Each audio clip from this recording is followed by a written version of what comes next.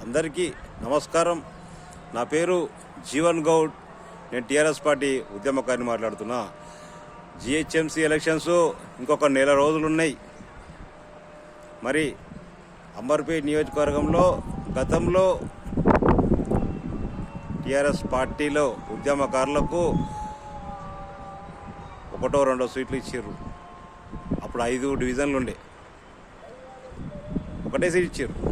మళ్ళీ ఈసారి 8 డివిజన్లు అయినాయి. కాబట్టి మరి ఖచ్చితంగా గతంలో అన్యాయం జరిగిపోయింది.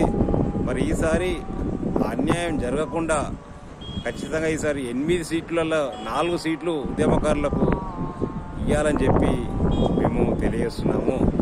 ఎందుకంటే పార్టీలో 25 సంవత్సరాల సంది జెండా పట్టుకొని తిరిగిన కార్యకర్తలను గుర్తించండి.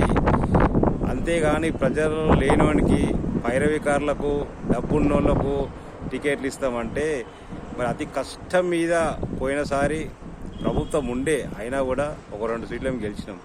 మరి ఈసారి ప్రభుత్వం లేదు. మరి ఎన్ని గెలుస్తాం అనేది భగవంతునికే తెలుసు.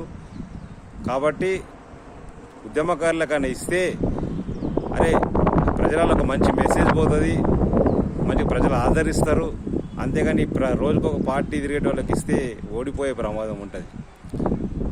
ఎందుకంటే ఈరోజు డబ్బు ఉంది కదా అని చెప్పి ఇష్టం ఉన్నట్టు వాళ్ళకి టికెట్లు ఇస్తాం.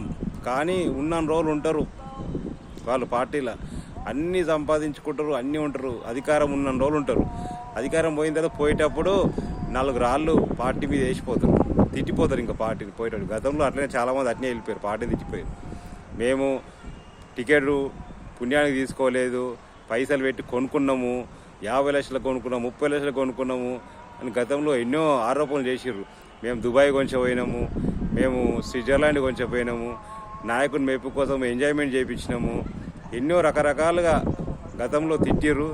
మళ్ళీ ఎందుకంటే అటువంటి వాళ్ళకు టికెట్లు ఇచ్చి మరి వాళ్ళు ఓడిపోయిన తర్వాత మరి వాళ్ళు పోయేటప్పుడు 4 మాటలు వాళ్ళతో తిట్టిపించుకునే బదులు మరి ఉద్యమకారులు పార్టీ మొదటి నుంచి జెండా పట్టుకొని పార్టీలో పనిచేసిన నాయకులకు, కార్యకర్తలకు టికెట్లు ఇచ్చి గెలిపించుకుంటే అధికారంలో ఉన్నా అధికారం లేకున్నా కూడా వాడు పార్టీనే పట్టి వస్తాడు కదా.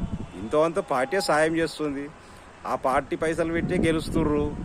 ఇంతమంది లోపడేసుకుంటారు పైసలు. చాలామంది గతంలో ఎంతోమంది లోపడేసుకున్నారు పైసలు. పార్టీ పైసలు పెట్టి గెలిచి ఉన్న కొన్ని పైసలు మిగిలించుకొని లోపడేసుకొని మళ్ళా ఇష్టం ఉన్నట్టు పార్టీ తిడతారు. అటువంటి వాళ్ళకి ఇచ్చిన అవసరమా? కాబట్టి ప్రజలు కూడా గుర్తించాలి. ప్రజలు కూడా అన్నీ గుర్తిస్తారు ఖచ్చితంగా. కాబట్టి అధిష్టానం కూడా మరి ఇక్కడ ఉన్న నాయకులు కూడా మరి అధిష్టానానికి తప్పుడు సమాచారం ఇవ్వకుండా కరెక్ట్ సమాచారం ఇచ్చి మరి ఎవరు గెలుస్తారు, ఎవరు ఓడిపోతారు మంచి కరెక్ట్ సమాచారం ఇచ్చి గెలిపించుకునే దిశగా ప్రయత్నం చెయ్యాలి. న్యాయం చేయాలి ఉద్యమకారులకు అని చెప్పి నేను తెలియజేస్తున్నాను.